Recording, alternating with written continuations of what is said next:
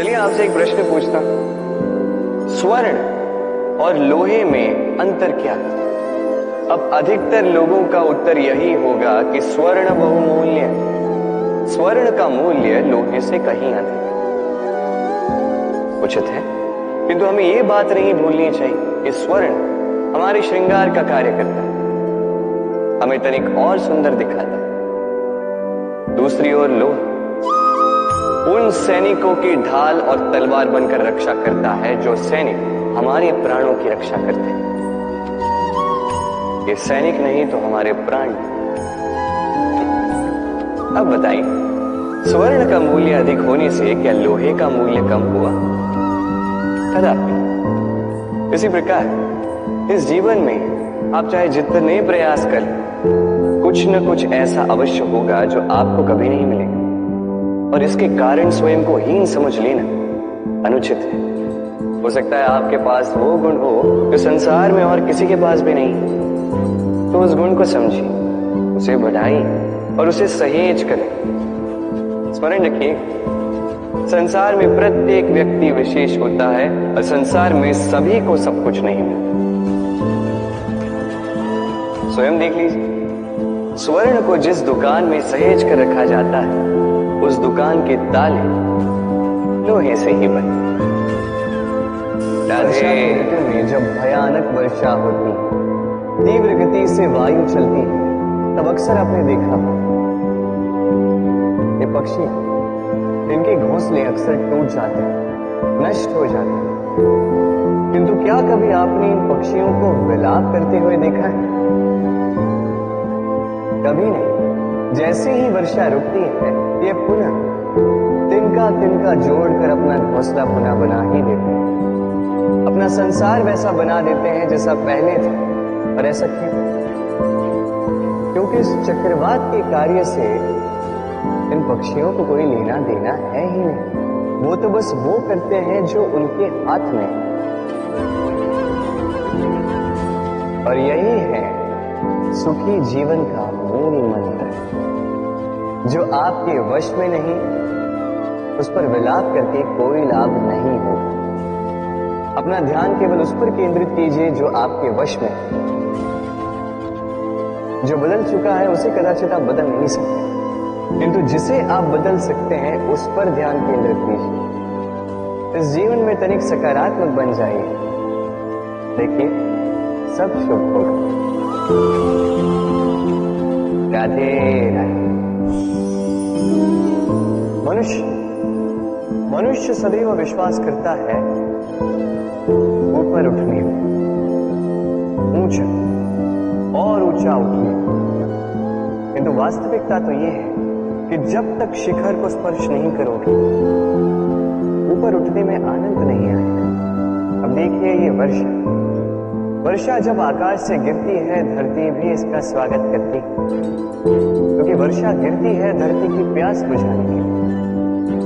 वर्षा आती है तो वन वृक्ष उड़ते हैं, मोर पपीहे नाचते हैं, गाते हैं। इसलिए नहीं कि वर्षा गिरी, इसलिए कि वर्षा उस भाव से गिरी। अब उसी स्थान पर यदि आकाश से कड़कती हुई बिजली धरती पर गिरे, तो प्रकृति भयभीत हो जाती है। अर्थात ये भाव अत्यंत महत्वपूर्ण है।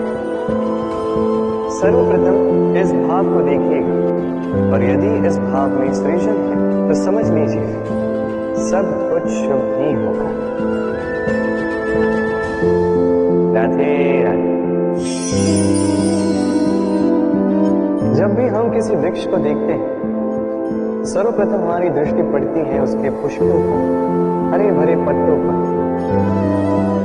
रसीले फलों,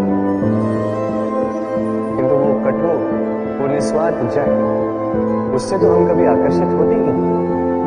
अब क्या इसका अर्थ ये कि जिसने बलिदान दिया, जो उस वृक्ष की नींव है, जिसने उस वृक्ष को बढ़ाया, उसका कोई मूल ही नहीं? स्मरण रखिए, जब भी हम किसी वृक्ष को जल देते हैं, उसके पत्तों, पुष्पों या फलों को नहीं, उसकी जड़ को देते हैं।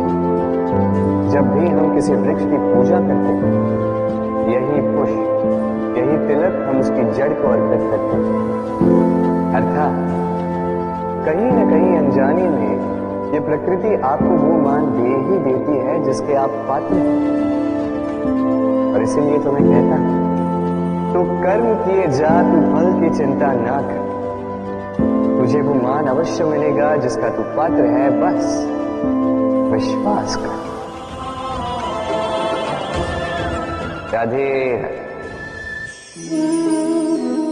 सागर कितना विशाल होता है ये सागर, क्या नहीं कर सकता ये सागर। क्षण भर में त्राही त्राही मचा सकता है, प्रलय ला सकता है, संसार मिटा सकता है। ये सागर जीवन ज्योति बुझा सकता है। यदि कुछ नहीं बुझा सकता तो एक प्यासे की प्यास। दूसरी ओर ये गागर इतनी छोटी है कि गोपियां एक साथ 10-10 लेकर चल सकती हैं, किंतु यही छोटी गागर 20 की प्यास बुझा सकती है। अब बताइए, जल सागर में भी है और गागर में भी, फिर इतना अंतर क्यों? यहां पे अंतर है तो भाव के स्वभाव में। एक माटी में मीठा जल संजो कर रखती है तो दूसरा अपने खारे पानी से किसी को भी माटी में मिला सकता है। आप क्या बनना चाहेंगे? सागर का खारा पानी बनकर किसी की आस बुझाना चाहेंगे या मीठी गागर बनकर किसी की प्यास बुझाना चाहेंगे? निर्णय आपका है। राधे राधे।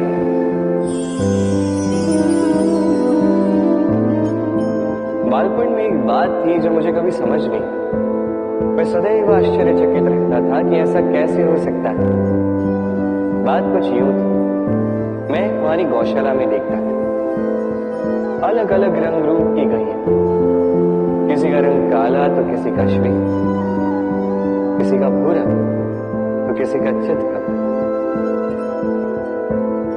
अब मैं देखता था किसी के सिंग बड़े हैं तो किसी के इतने छोटे कि मानो दिखाई ही न दे। कोई गैया आकार में छोटी थी तो कोई तनिक बड़ी, किंतु जब ये सारी गैयाएं दूध देती थी तो मैंने देखा सब कुछ तो समान, रंग समान, स्वाद समान, गुण समान, पौष्टिकता समान। अब मैं ये समझ नहीं पाया, मेरी दृष्टि में तो सारी गैयां अलग अलग थी। मैंने सोचा मैं मैया से पूछता। मैंने मैया से पूछा, मैया ने मुझसे कहा, कान्हा, रंग रूप बदलने से गैया की वास्तविकता तो नहीं बदलती, गैया तो गैया ही रही। अब मैं ये बात नहीं समझ पाता कि मनुष्य इसे आत्मसात कैसे नहीं कर सकता। देखिए, रंग, रूप, जात, धर्म, भाषा, इससे ऊपर है मानवता। और मानवता का एक ही धर्म है और वो है प्रेम। तो यही प्रेम अब सब में बांटते रहे, प्रेम से सबकी सेवा करते हैं। इस मानवता का अमृत चख के देखें, फिर आप समझ जाएंगे कि हम सब भिन्न भिन्न नहीं, हम सभी एक हैं। राधे राधे।